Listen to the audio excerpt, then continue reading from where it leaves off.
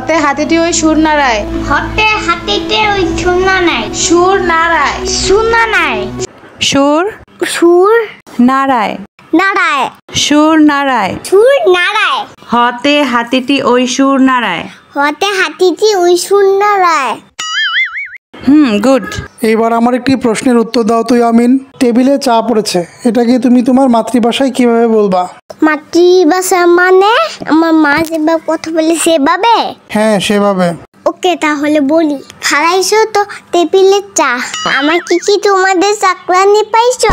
আজকে তোমার আব্বু বাসায় আসো, এই চা তোমার আব্বুকে চাটাই চাটাই খাওয়াবো। টেবিলে চা পড়ে গেলে মা এইভাবেই বলে, তাই না মা?